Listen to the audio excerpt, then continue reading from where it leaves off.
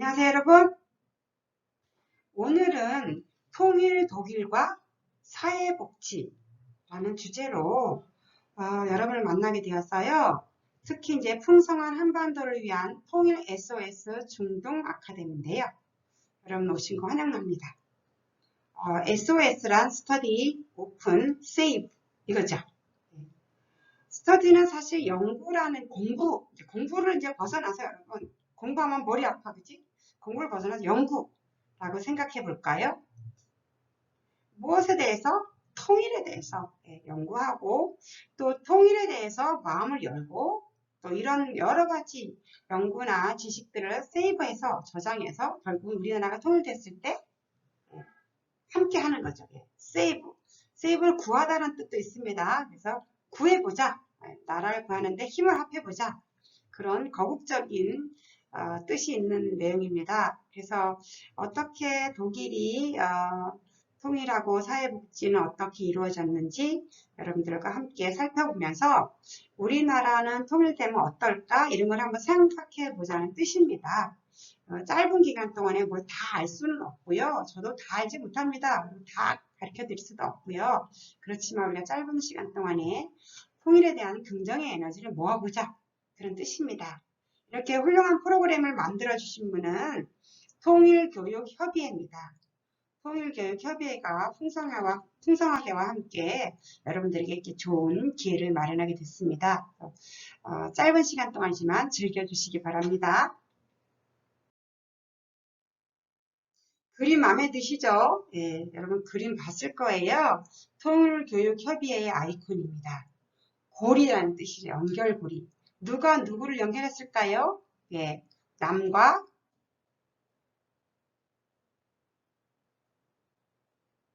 북을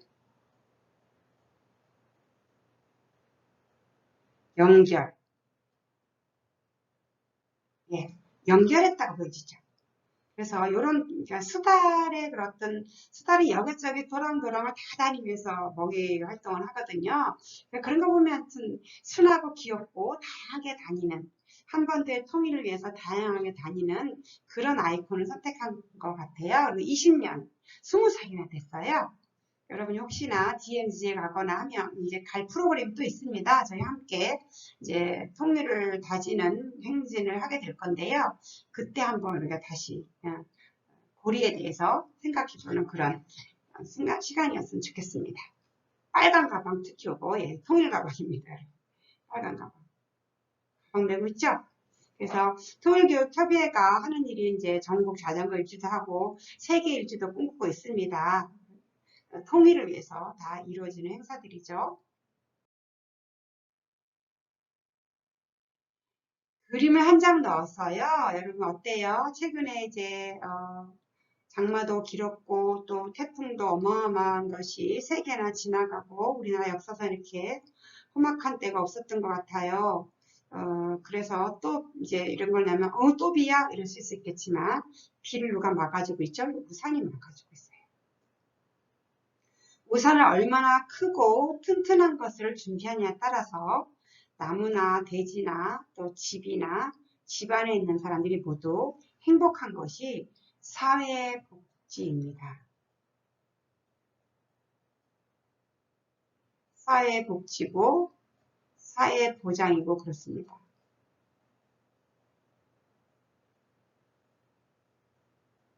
네. 왜 독일 얘기한다면 사회복지를 얘기하느냐? 예. 통일후에는 어떻게 우리가 사회복지를 전개해야, 국가의 사회복지적 정책을 어떻게 전개해야 후유증을 많이 없이 해낼 수 있을까? 이런 걸 생각해 보는 시간입니다. 독일의 사회복지를 생각해 보면서 우리나라도 앞으로 어떻게 가겠구나, 어떻게 가면 좋겠구나 이런 것을 여러분들 한번 생각해 보는 우리 시대의 통일이 이루어질지 여러분 시대의 통일이 이루어질지 아무도 모릅니다. 그죠? 그렇지만 우리가 하나하나 긍정의 에너지를 모아서 힘을 가지고 있을 때 통일이 이룰 수 있는 거거든요. 그래서 이런 그림을 넣었어요. 그래서 여기에 사회복지라는 또 사회정책 전부 다 들어갑니다. 그런 큰 우산이고요. 밑에서 행복한 모습을 그려놓은 것입니다. 독일 제국의 사회입법 19세기 후반 초기 자본주의 시기에 독일은 산업화 과정과 더불어서 노동자 문제를 해결하고자 했습니다. 그러니까 산업화가 일어나면 이제 노동 인력이 굉장히 많이 필요하잖아요. 그럼 그 노동 인력들이 계속해서 이제 국가 산업에 동원돼서 일을 하다 보면 문제가 발생하죠. 그래서 노동자 문제를 해결하기 위해서 노동 정책과 분배 정책을 세웁니다. 노동을 적당하게 또 해야 되고, 그죠? 또 그거에 대해서 이익이 발생했을 때 어떻게 분배하느냐가 되게 중요하잖아요. 그래서 분배 정책을 세우는데요. 이때 등장한 민주적 사회주의. 민주적 사회주의는 노동 문제와 사회주의 운동과 연결했어요. 이러면서 현대의 복지국가의 사상에 중대한 영향을 미치게 됩니다. 그래서 노동 문제와 사회주의 운동이 연결하면서 복지국가 사상에 중대한 영향을 미치게 되는데요. 우리가 비스마르크 사회입법을 한번 보도록 하겠습니다. 비스마르크는 여기 이 사람이 이제 비스마르크인데요. 사회 통합을 목적으로 임금 노동자, 육체 노동자, 특히 육체 노동자인 프롤레타리아트를 대상으로 사회보험법을 제정하게 됩니다. 사실은 사회보험 제도를 하는 이유는 한 가지입니다. 목적이 사회 통합이죠. 지금도 마찬가지고요. 고대에도 마찬가지고 모든 나라가 사회 통합, 장애인, 비장애인, 또 빈부격차가 없이 다, 그다음에 아동과 여성, 노인과 젊은 사람 모두가 사회가 통합해서 웰빙 잘 살게 하는 게 목적이거든요. 그래서 비스마르크가 이제 사회 입법을 제정하게 됩니다.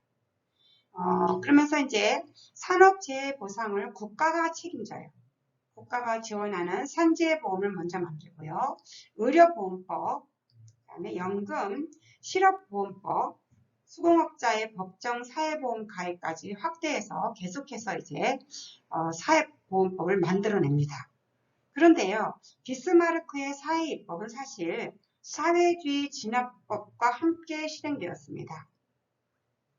비스마르크가 영토를 통일하고 나서요, 보니까 사회주의가 막 기승을 부리고 있는 거예요. 힘을 얻고 있는 거죠. 그러니까 비스마르크는 사회주의가 확대되는 걸 원치 않았습니다. 그래서 사회주의를 진압하는 그런 정책을 쓰게 됐던 것이죠. 하지만 이런 것들이 국고 보조금으로 이제 운영되지 않습니까? 국가가 지원하니까. 그래서 산재보험의 노동계, 사회주의자, 보수적 자유주의자 모두가 반발을 했습니다. 엄청난 재정에 이제 문제가 있었겠죠. 그래서 모두가 반발하는 일이 생겼었고요. 특히 이제 계급 투쟁과 사회 변화를 피하기 위해서 노동자들이 그걸 피하고 노동자들이 권위주의적인 국가 권력에 의존하려고 만들려고 했다는 정책의 이제 한계점을 드러나게 된 거죠. 그런 점에서 이제 한계를 드러나게 됐고요. 또한 자원의 재분배와 인권 획득 측면에서 한계가 존재하게 된 거예요. 이런 한계에도 불구하고 비스마르크의 사회보험은 사회보장제도의 초석을 다졌다는 의의를 갖게 됩니다. 모든 법이 다 완전한 건 없습니다. 그죠? 다 이렇게 양지 쪽이 있으면 음지 쪽이 있는 거거든요. 그 양면이 있기 때문에 사회보험, 비스마르크의 사회보험도 마찬가지로 그렇게 재정적인 문제와 또 반발을 일으키기도 했지만 사회보장제도의 초석을 일으키는 그런 이제 의미로 평가받게 됐거든요. 그러다 보니까 우리가 이제 남북 통일을 하면서 우리가 왜 독일을 봐야 되나 이런 것들 보는 이제 의미를 여러분이 한번 다시 한번 되새겨 보시기 바랍니다. 특히 이제 독일도 서독과 동독으로 나눠져 있던 나라였잖아요. 근데 지금 통일된 나라이기 때문에 아무래도 저희 나라는 그쪽에 독일의 예를 많이 연구하고 있는 중이죠. 계속해서 학술 세미나도 이루어지고 있는 상황이거든요. 그래서 독일의 이제 고대의 사회법을 보고 있는 중입니다, 여러분.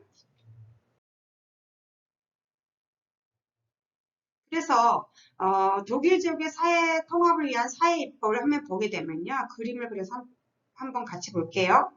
1883년에 건강보험은 세계 최초의 사회보험으로 이제 평가받고 있습니다. 이것은 마치 채찍과 당근을 주는 정책이다 이렇게 했거든요.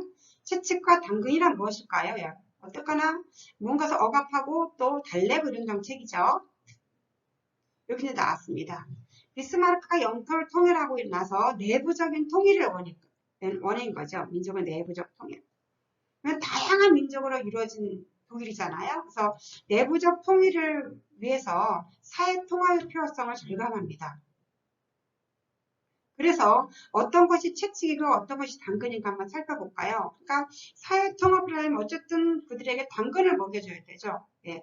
또 한편으로는 안 돼. 이것도 있어야 된단 말이죠. 당근부터 볼까요? 당근은 이제 노동자 계급을 국가 안으로 통합시키는, 국가 안으로 통합시키기 위한 일종의 양보책입니다. 그러니까 노동자들이 반발하죠. 그리고 계속 노동을 해야 되죠. 그래서 이들에게 사회보험을 만들어줌으로 인해서 국가가 너희들을 책임질게, 이런 안정감을 주지 않습니까? 그래서 계속해서 일을 할 수 있도록 하고 실업을 그 이탈하는 것을 막고 이제 국가 안으로 노동력이 직결되는 거죠. 이게 당근이고요. 채찍은 제가 말씀드린 것처럼 사회주의자, 사회주의를 원치 않았습니다. 사회주의자를 진압하기 위한 것이죠. 그래서 직접적으로 사회주의자에 대한 직접적인 탄압책이 바로 보험이라는 거죠. 왜냐하면 노동자 계급들이 이제 국가로 이제 옮겨가게 되면 이제 권력이 어떻게 돼요? 차츰차츰 권력의 누수가 있지 않겠습니까? 그렇게 하면서 이제 사회주의를 직접적으로 탄압하는 그런 정책을 폈다는 것입니다.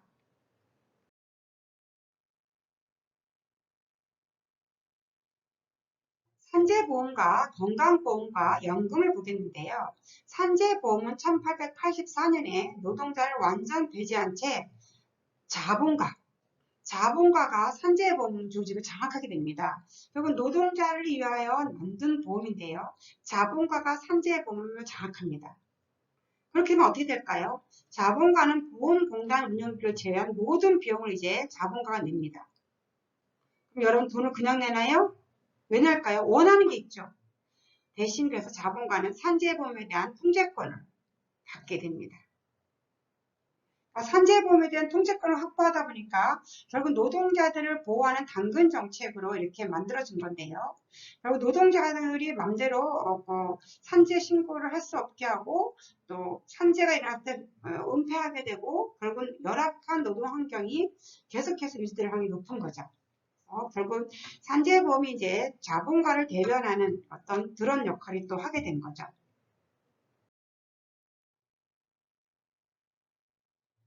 이번엔 연금입니다. 비스마르크는 굉장히 연금에 관심이 컸어요. 건강보험과 달리 연금에 관심을 가졌는데요. 연금과 노령 폐질보험에서 이제 이것을 관철시키려고 굉장히 노력했고요. 연금을 이렇게 하는 이유는 뭐예요? 연금을 수급하게 되면 국민의 국민의 충성심을 이끌어낼 수 있다고 기대했던 거죠. 우리나라도 보면 연금 타는 어르신들을 보면 국가가 나를 이렇게 해줬다 생각하고 굉장히 좋아하시잖아요. 맞아요. 그런 것들이죠. 그렇게 국가에 대한 충성심을 이끌어낼 것으로 기대했습니다. 그래서 1889년에 이제 노령 폐질 보험을 이제 통과시킵니다. 사실 비스마르크는 자신의 의지를 완전히 관철시키지는 못했지만 그 집요한 요구에는 성공했습니다. 그래서 직접적인 국가 보조에 대해서 이제 어쨌든 해야 된다. 이걸 굉장히 이제 요구했던 것이죠. 왜? 국민에게 충성심을 이끌어내려고.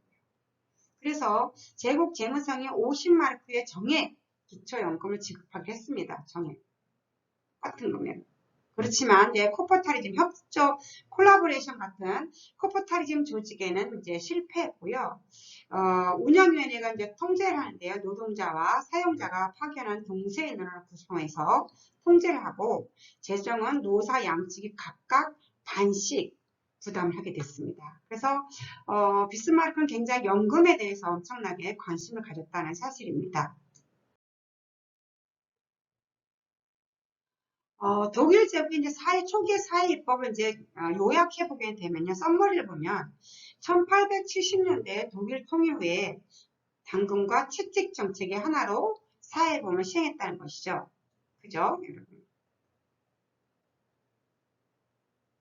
결국은 사회주의를 탄압하고자 하는 채찍과 또 노동자들의 그런 노동력과 관심을 국가 안으로 들여놔서 국가 내부적인 통일을 꾀하고자 하는 당근 정책으로 이제 하게 됐죠.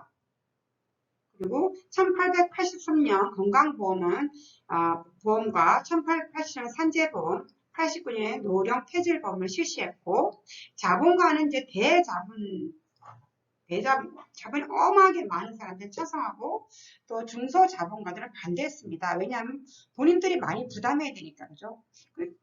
부담하는 것만큼 이득이 와야 되는데 그런 이득에 대해서 계산이 달랐겠죠. 그다음에 노동자는 좌파는 반대하고 우파는 찬성했던 그런 사회입법 제도였습니다. 그러면 자본가 노동자의 입장이 어땠을까요? 예. 비스마르크의 사회보험은 재정 부담은 자본가가 했다고 말씀드렸죠. 그러니까 자본이 많은 사람과 적은 사람에 대해서는 이제 평가가 달랐던 거죠. 그러니까 결국은 우리나라도 남북을 통일하게 되면 여러분 자본이 문제예요. 그렇죠? 자본 누가 부담할 것이냐는 거죠. 재정 부담에 대한 자본가의 계급이 이제 입장이 달랐고요. 노동자의 충성심은 융커가 헤게모니를 쥔 국가를 유도하게 된 거죠. 예, 국가를 유도했고 모든 계급의 사회보험기구로 편제화하여 의회를 무력화시키는 데는 효과가 있었습니다.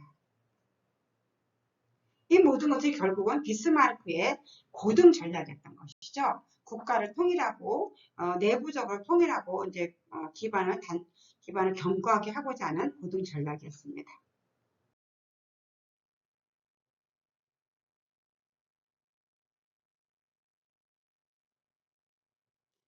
독일의 공공사회부조를 한번 살펴보도록 할게요. 공공부조란 결국 사회보험과 다르게 국가에서 전액 지원해서 하는 서비스 같은, 최근에 이제 서비스라고 하는데요. 국가에서 하는 것을 말씀드리는 거예요.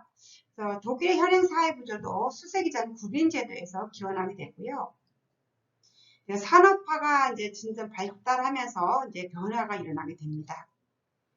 1880년대에 사회보험이 노동자보험이 창설됐죠. 그러면서 구빈제도의 상당 부분이 이제 사회보험 영역으로 편입이 되었습니다. 1차 세계대전이 끝나고 나니까 인플레이션이 심각하고요. 또 빈곤, 대량 빈곤 문제가 어마어마한 빈곤 문제가 사회 문제로 대두되었습니다. 우리나라도 남북전쟁 후에 엄청난 전쟁 고아와 빈곤에 허덕이는 사회적 문제가 심각했던 것처럼 1차 세계대전에도 이런 심각한 문제, 이제 독일의 전쟁 후에도 이제 인플레이션이 심각하고 대량 빈곤 문제가 있었죠. 그러면 이제 결국은 뭐예요? 구빈제도가 이제 부각되게 됩니다. 필요하다고 생각되죠. 그러면서 사회부조의 수급 요건과 구조의 종류에 관해서 원칙적으로 전국적으로 통일한, 전부 다 모든 사회보험, 이제 공공사회부조가 통일되는 기점을 마련하게 됩니다. 그러면서 지방자치단체의 업무로 지정하게 됩니다. 결국 2차 세계대전 이후에 새로운 사회변화에 대응하여서 1961년 6월 30일 사회부조법이 공포되게 됩니다. 드디어 사회부조법이 공포가 됩니다. 그러면 공공사회부조는 어떤 사람이 적용 대상이었을까요? 첫째 보면 사회부조에 적용돼서는 스스로 자립할 수 없거나 스스로 살아갈 수가 없어. 그 다음에 필요한 도움을 다른 사회보장돼서 못 받아. 또는 제3자로부터 받을 수 없어. 이런 사람들이 포함됐어요. 그러니까 이제 사회보장제도에도 들어가지 못하고 또 제3자의 도움도 받을 수 없는 이런 사람들이 이제 공공사회부조에 들어갔는데요. 독일의 사회부조는 어디에서도 결국 혜택받지 못하는 빈곤한 사람들을 지원한 거죠. 예. 빈곤한 사람들을 지원하고 고용이 가능한 연령이지만 장기적인 질병 등을 때문에 일할 수 없는 사람들, 장애인, 그 다음에 보호관리가 필요한 사람들을 수혜 대상으로 정해서 공공사회부조가 실시되게 됩니다. 여기 어디예요? 여러분 가보셨나요? 네. 안 가보셨나요? 백두산입니다. 가보시고 싶으시죠? 저도 작년에 가봤습니다. 물론 우리나라 쪽에서 못 가고 중국 쪽에서 갔죠. 너무나 날씨도 맑고 정말 막 벅찼어요. 그 백두산의 그 푸른 그 천지에 있는 물을 보면서 벅찼고, 또 한편으로는 이렇게 중국 쪽에는 관광객이 많은데 우리나라 쪽에 있는 북한 쪽에는 아무도 없었다는 거예요. 그것 때문에 또 마음이 푹 메어지는 것 같았어요. 그래서 여러분, 우리가 너무나 좋은 자원을 가지고 있음에도 불구하고 남북으로 나눠져 있으면서 아직도 대치 단계에 있기 때문에 이런 어려움이 있는 거거든요. 그래서 이 그림을 보면서 여러분이 지금까지 우리가 살펴본 독일의 그 사회입법이나 공공사회구조 이런 제도를 봤지만요.